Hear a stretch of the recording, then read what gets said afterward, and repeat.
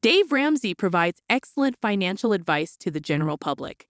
Through his finance courses, books, radio show, and YouTube channel, he has helped an astounding number of people acquire financial footing. He encourages people to pay off all debts, cancel credit cards, and save for the future. These principles appear to be common sense, providing strong foundations for getting ahead. However, when examining the possibility of investing with leverage, perhaps avoiding all debt is an overly conservative stance. Dave Ramsey advises people on how to invest their money for retirement. Specifically, do you want to invest in equities, bonds, mutual funds, or real estate? What if your company's stock is discounted? Should you simply take advantage of the discount and devote all of your savings to it?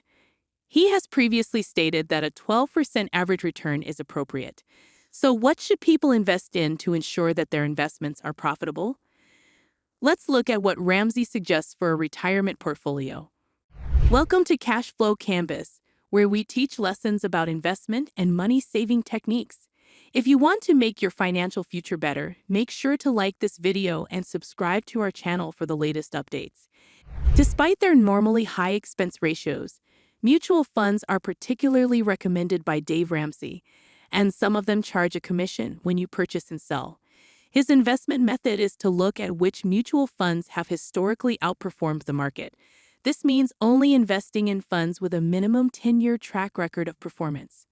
Although he would not purchase an S&P 500 index fund, mirroring the market is not a concern.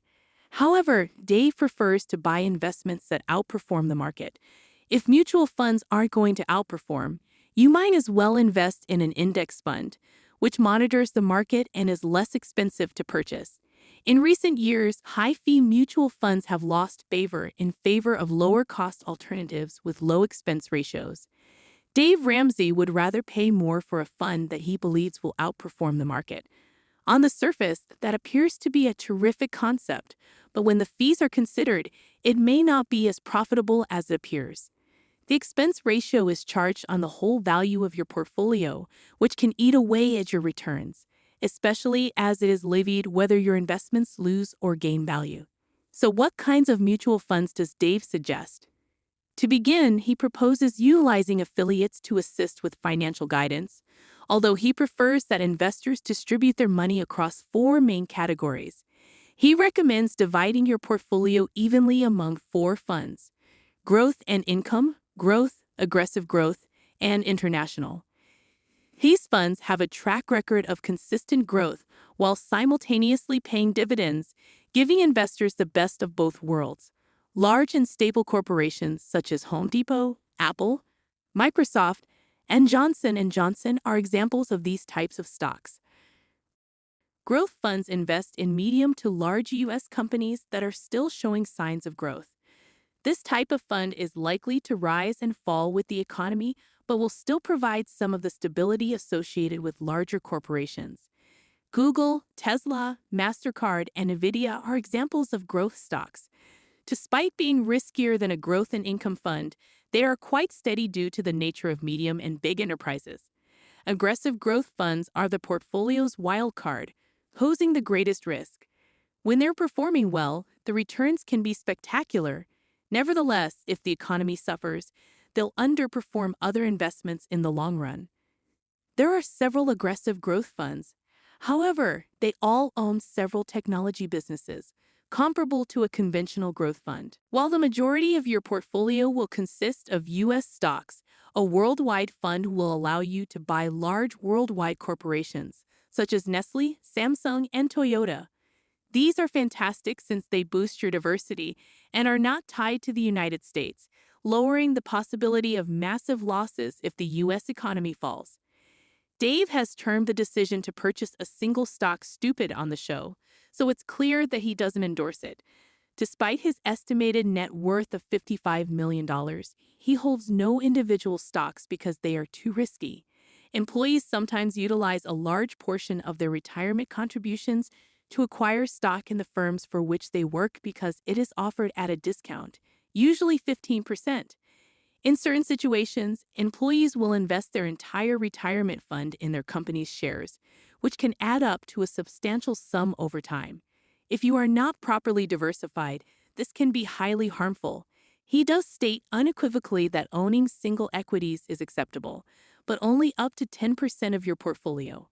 Never put your money into something you don't understand. Because you are in charge of your finances, you need to know the specifics of your accounts and their holdings. It's critical to understand how much you're paying in fees and how they'll affect your portfolio over time. Don't allow an advisor to sell you something that makes no sense. Do your homework so you know exactly what you're getting. Don't just chase after returns. Before you buy a fund, analyze the overall picture and how it has performed over time. To get a good sense, go back 5, 10, or 20 years. Look for mutual funds that consistently outperform their peers. Don't be surprised if some of your holdings outperform other funds you own at times. Sometimes aggressive growth funds outperform growth and income funds. Other times, growth and income funds outperform aggressive growth funds. Choose high-quality funds and keep them. Earning consistent profits over time is preferable to attempting to achieve large gains. Leave your investments alone, especially if the market falls.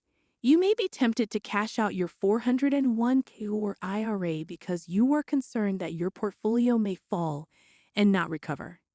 However, this is one of the most serious blunders you can make as an investor.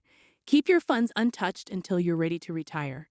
Not only will you have to pay taxes on the withdrawals, but you will also have to pay a penalty to the IRS if you are under the minimum withdrawal age.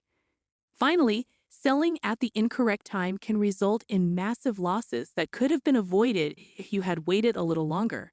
When investing, you must look long-term and ignore daily and monthly market changes, certain that you will earn in the long run. Dave Ramsey suggests real estate as an investment if you understand it and don't mind taking on the responsibility of being a landlord. However, it must be purchased with cash, never with a loan. Add 3 to 6 months' worth of expenses for vacant property to your emergency fund in case you're between renters or the tenants refuse to pay. Regardless of the improved returns you might experience from using leverage, don't even consider using a loan to purchase property. Paying cash removes debt from the equation, minimizes your risk, and positions you to produce extra cash flow immediately. To summarize Dave's real estate investing recommendations, he recommends paying cash, diversifying, staying local, and starting small.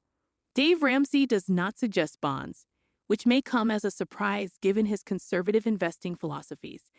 Instead, invest that money in a growth stock mutual fund, which would generate larger returns. Bonds are less volatile than stocks, but their returns are significantly lower. Bonds are appealing because of their consistent income, which makes budgeting easier. However, mutual funds have a far lower risk-to-return ratio. In other words, bonds are less risky than equities, but not significantly so. However, the rewards are substantially lower than the level of risk would predict. Bond returns barely outstrip inflation, and you want to outperform the market in order to accumulate wealth. As we conclude, I'd like to thank you for watching. I hope you found value in this video and learned something new, and I look forward to seeing you in our future videos. I would deeply value it if you could like this video and subscribe to our channel. Your support will help us to create more valuable content, and we can work together to secure your financial future. What are the key takeaways from this video that you can share in the comment section?